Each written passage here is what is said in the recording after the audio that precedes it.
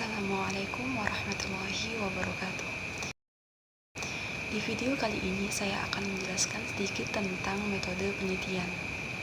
Sebelum langkah lebih jauh, kita harus mengenal dulu istilah metode dan metodologi yang seringkali kita campur adukkan atau samakan, padahal keduanya memiliki makna yang berbeda.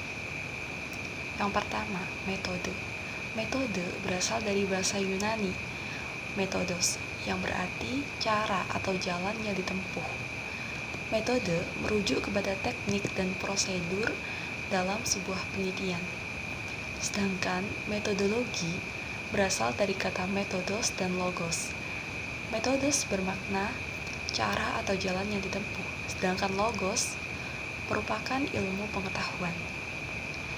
Metodologi sendiri merujuk kepada alur pemikiran umum atau general logic dan gagasan teoritik atau theoretic perspektif dalam suatu penelitian.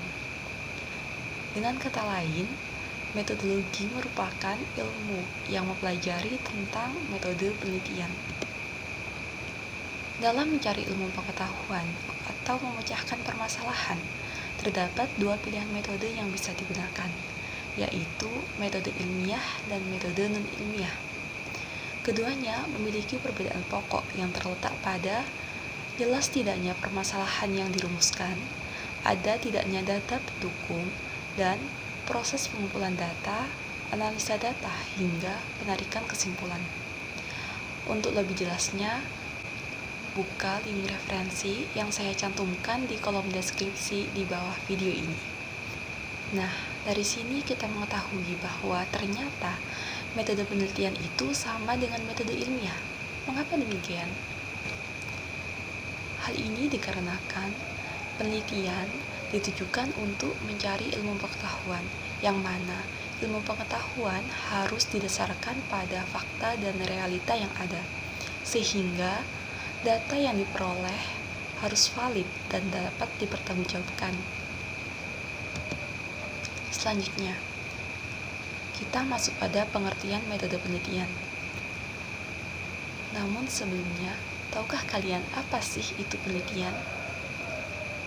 Penelitian adalah studi yang dilakukan oleh seseorang melalui pengkajian dan penyelidikan secara hati-hati dan sempurna terhadap suatu permasalahan, sehingga diperoleh pemecahan masalah secara tepat dan pengetahuan baru.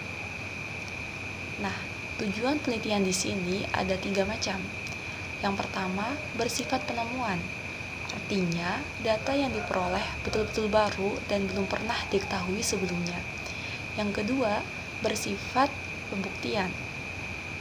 Artinya, data yang diperoleh digunakan untuk membuktikan keraguan terhadap suatu informasi dan pengetahuan.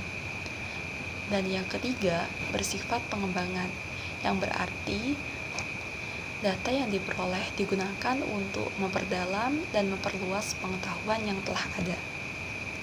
Selanjutnya, metode penelitian dapat dimaknai sebagai cara atau jalan untuk mencari ilmu pengetahuan dengan didasarkan pada ciri-ciri keilmuan dan kaidah keilmiahan serta prosedur yang sistematis dan dapat dipertanggungjawabkan.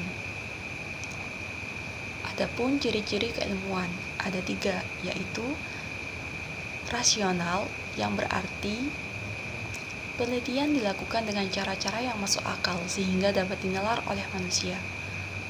Kemudian empiris, yang berarti cara-cara yang dilakukan dapat diamati oleh indera manusia sehingga orang lain pun juga dapat mengamati dan mengetahui cara-cara yang digunakan. Dan yang terakhir, sistematis, yang artinya proses penelitian dilakukan dengan langkah-langkah tertentu yang bersifat logis.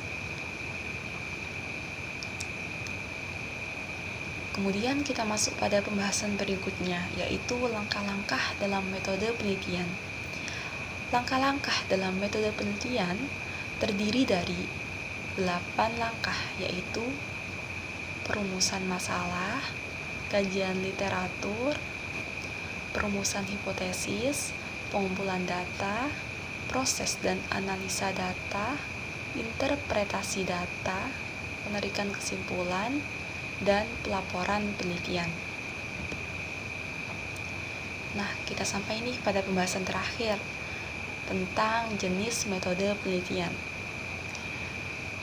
Metode penelitian dapat diklasifikasikan menjadi berbagai macam jenis, tergantung pada sudut pandang apa yang akan digunakan oleh peneliti. Namun, secara umum, metode penelitian terbagi menjadi 7 macam. Yang pertama, metode sejarah. Yang kedua, metode eksperimental, yang kemudian di dalamnya dikelompokkan menjadi eksperimen laboratorium dan eksperimen lapangan. Kemudian yang ketiga, metode deskriptif. Di dalamnya juga dikelompokkan lagi menjadi metode survei, metode korelasi, dan juga metode studi kasus. Kemudian yang keempat, metode observasi alami, atau biasa juga disebut non-eksperimental.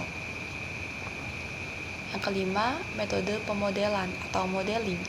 Kemudian yang keenam, metode teori tertumpu atau grounded theory. Kemudian yang ketujuh, metode penelitian tindakan atau disebut action research.